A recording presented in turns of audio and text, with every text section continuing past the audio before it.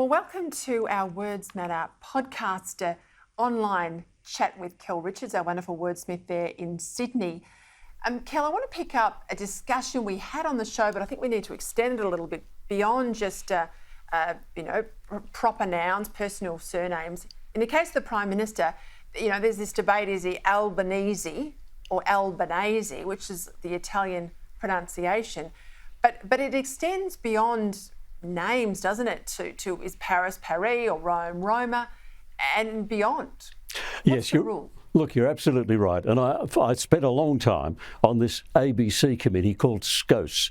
Only the ABC could come up with names like this, Standing Committee on Spoken English. And the policies we came up with place names and people's names were slightly different. With place names, if there's an established English pronunciation, you stick to that. No need to say Chile. Mm-hmm. I know you think you're really knowledgeable and you're really being very clever if you say Chile, but you don't need to. There's an established English pronunciation.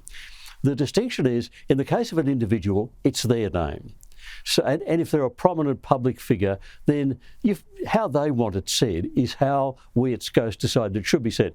And we sent a young reporter to Joe Bjorka-Peterson and got him to speak his name into a tape recorder. Now, Albanese says Albanese. So I think in the case of Albanese, we say it the way he says it. We certainly don't have to use an Italian pronunciation. But there is a slight distinction between the individuals who, because of who they are, can decide how their name is going to be said, and places which we all talk about.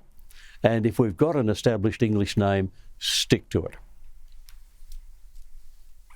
And we obviously know in the case of what we used to know as Kiev, we dropped the Russian pronunciation and started to use the Ukrainian Kiev. That was a political statement from us, wasn't it? That's right. And for the same reason we dropped the definite article. It used to be called the Ukraine because Ukraine is a word that means borderland. And they basically said it's a political statement, we're not anyone's borderland. We're our own nation. So the definite article, the was dropped, and it's just Ukraine. And in the same way, as you said, we dropped the Russian pronunciation of the capital city. So yes, we're responding to them in that case. And that's an appropriately sensitive way to respond to what they want.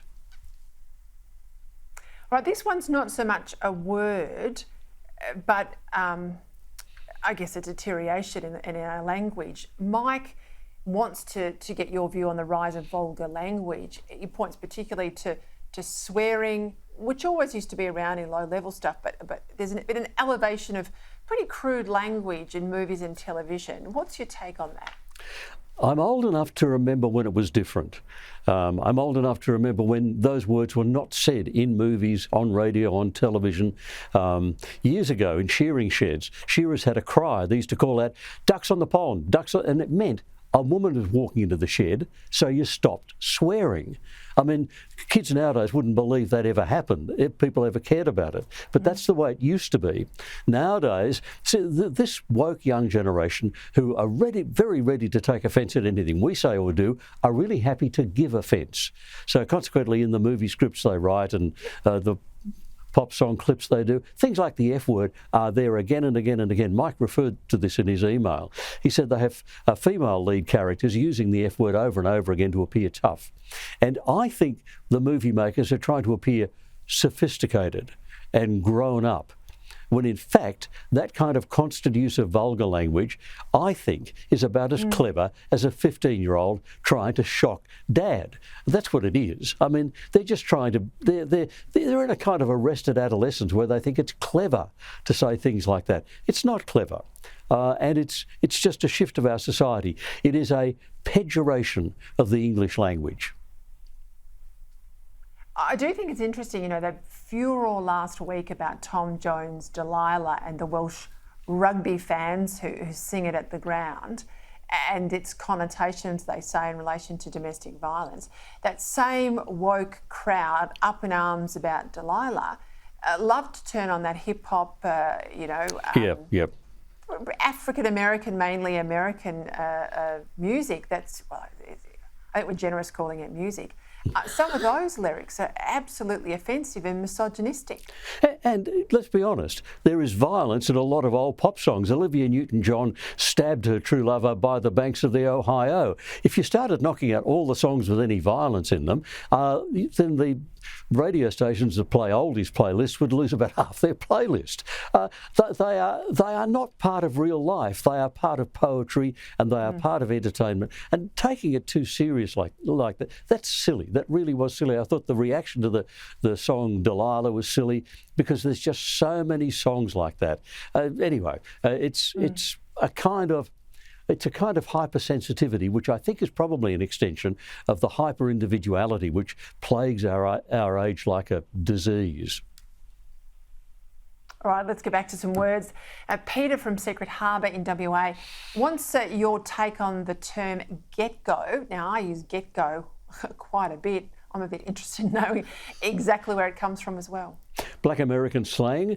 First time it turns up is 1958. In 1958, there was a song called the GetGo Blues, and it just blew out into the white community from there. It's obviously a contraction of get going.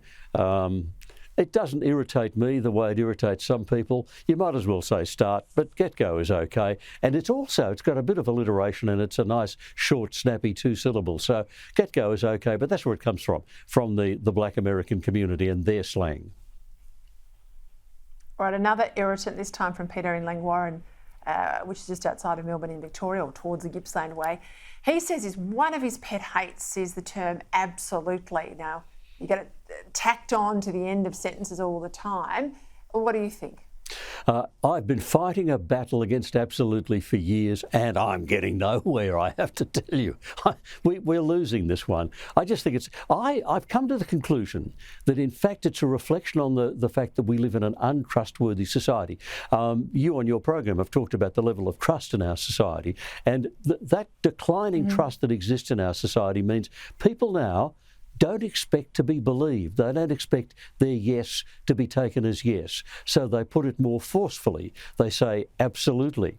Now, if I'm right about that, it's not actually a comment on language. It's a comment on what's happening to our society. Good point. The failure of trust in our society. That's where this insistence, and I've got to say it really firmly, comes from.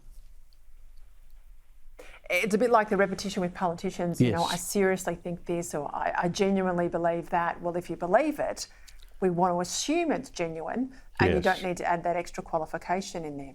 Yes, we assume you're being genuine all the time, don't we? Yes. We do. We are. We are. All right, I'll leave it there tonight. We'll put this on the website. Away we go.